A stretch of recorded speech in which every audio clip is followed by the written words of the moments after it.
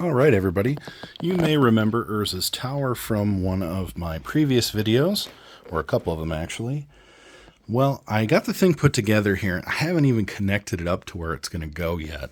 And I came across some upgrade options for both memory, graphics, a fan for the case, and a RAID controller so it can add more hard drives. Because why not? You can never have too many hard drives, right? Well, I know for a fact right now I've got 10 gigabytes of DDR3 memory in there. And I have quite a bit of additional DDR3 memory I picked up from the recycler for this and other machines. So let's open up the tower and see what we can do to kind of beef this thing up. All right, so first part's the easy part, just installing a fan here. Now note the orientation. So this way, this is blowing air into the case on top of the processor. Now this fan right here blows air out of the case. So the idea for having it blow in and down is it's then going to be sucked out of the case, creating airflow, movement, and thusly cooling off all the components inside. So this is actually set up pretty easily here. It's got 4 pegs. It just slips down and clicks into place like so. You could probably do it a little more gently than that and not offend anybody's sensibilities, of course, but working with one hand while one hand holds the camera, I'm just going to start damaging this. So we're going to go ahead and set up a tripod. Okay, so now that we've got this tripod anchored, I've got 2 hands. We're going to much more gently ease this into place onto each available peg. Now the tough part is somebody already had fans in here, and when they took it out, they separated out these pegs a little bit.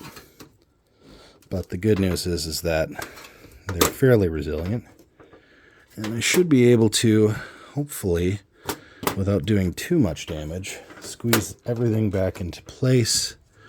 There we are, nice and gently. So we've got ourselves a cooling fan. Now, the one thing is, this has IDE connectors, so we will need a converter for that. Luckily, I've got a few laying around. All right, and we'll actually end up saving a pass-through, but there you go. Converter. There's your SATA power. Next up, I'm going to be looking over the memory and just seeing if we can find ourselves a suitable combination to eke out as much RAM as we can here. So first things first, I'm going to go ahead and take out what's in existence and see what we can upgrade to. All right, so after pulling all the RAM and going through and checking on some of the specs, we've got 4 matching frequencies. So we've got the 2 Mushkins that were already in there. This is a total of 8. This is DDR3, 2 4 gig sticks, and they are at 1600 megahertz. This is a Hynix 4 gig stick, DDR3. It's also 1600 megahertz. And then I know this isn't a matching, but we have this crucial, this is an 8 gigabyte stick of DDR3 1600 megahertz. So we're going to put all 4 of these in here, and that's going to be a total of 4, 8, 12, 20 gigabytes of RAM, which is pretty good. The max capacity on this particular board is 32, so we're not quite there yet, but we are much closer than we were at 10 gigabytes, so that's great. Certainly should boost our response times up quite a bit. The next step here is to see if this RAID card will work in here. Now this is a configuration, I'm not super familiar with these cards. I was debating actually ordering one to install in this machine. And then you'll see in later videos why I may not end up even using it. But for the sake of just trying it out to see if it'll work, I believe this is just a PCI card, if I'm not mistaken.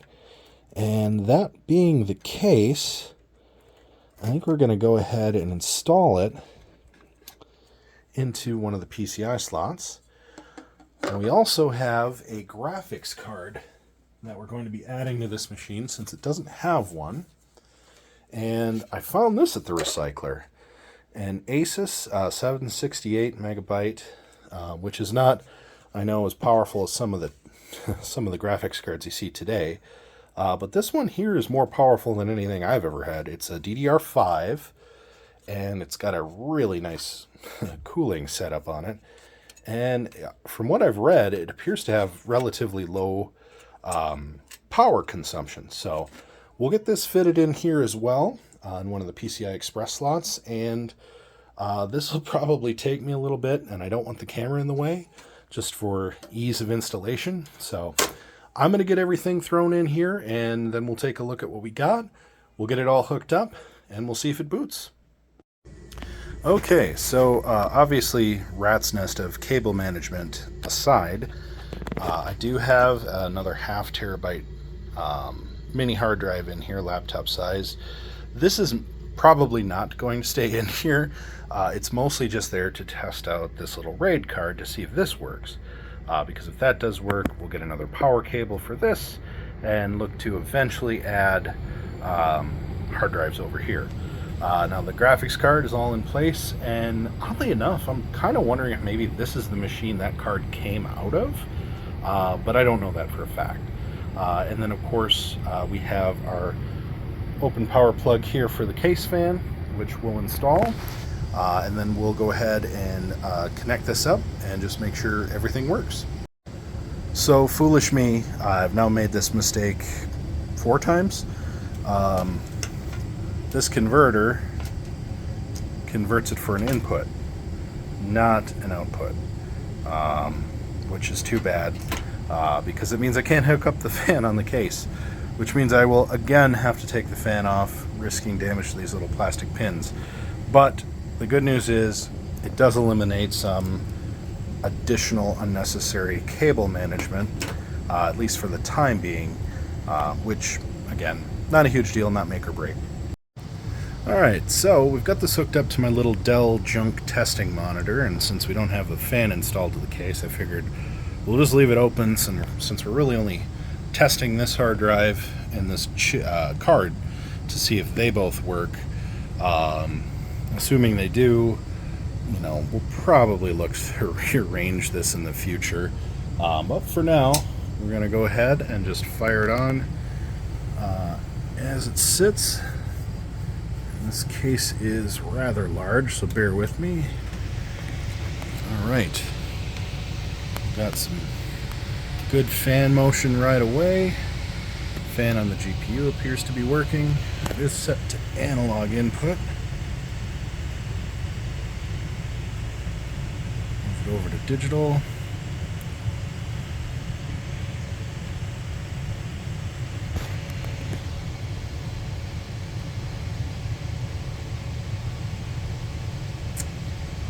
Interesting. So, no graphics display. And there could be a couple of reasons for this. The cable, the DVI cable, is plugged in just loosely on the machine and the monitor. And sometimes that in and of itself can create issues. And this particular graphics card is not installed to the hard drive. So that could be an issue as well. So for now, I'll go ahead and just connect the legacy VGA. See if we get any output there.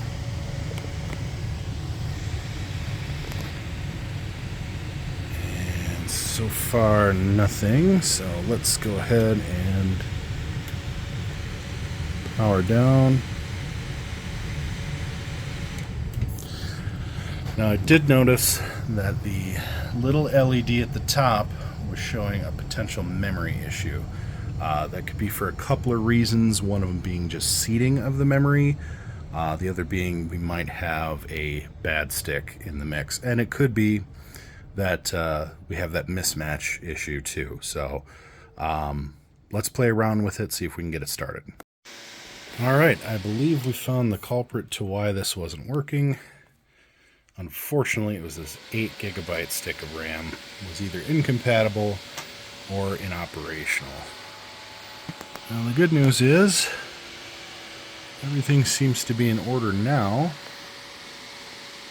I don't see a memory LED. I do see that we may have a boot device issue, which is probably this hard drive. So that being the case,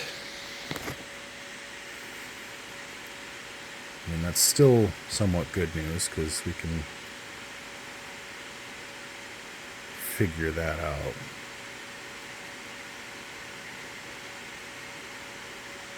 And switching the monitor over to auto detect. Again, I'm not entirely sure if the DVI connector is in well enough to actually pick up a signal. And I'm more worried at this point that everything is still bootable. There we go. Okay. So, we're looking at boot device issue. Easily resolved.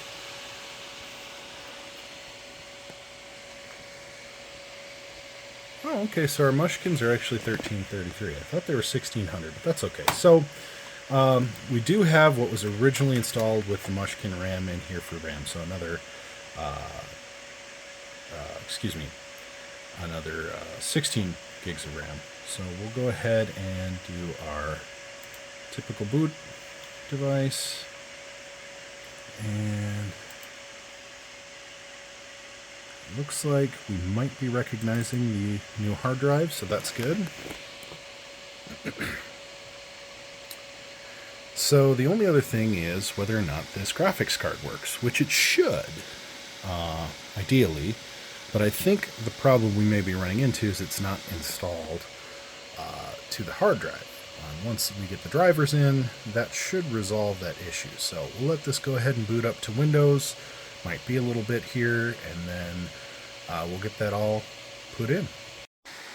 Okay, so after a little bit of troubleshooting, I was able to get the RAID card installed, and it didn't recognize the hard drive right away, so I'm hoping after a restart here it will. The other issue is this graphics card possibly may have an issue with Windows 10, so I'm not sure if I'm going to be able to find a driver for that. I'm hoping, but we'll have to just check and see, and hopefully we find out good news. So after playing around looking for drivers, I'm at a loss. I'm not sure why it's not even being recognized by the system. And I thought maybe it was installed improperly, but it wasn't. Everything was firmly in place the way it should be.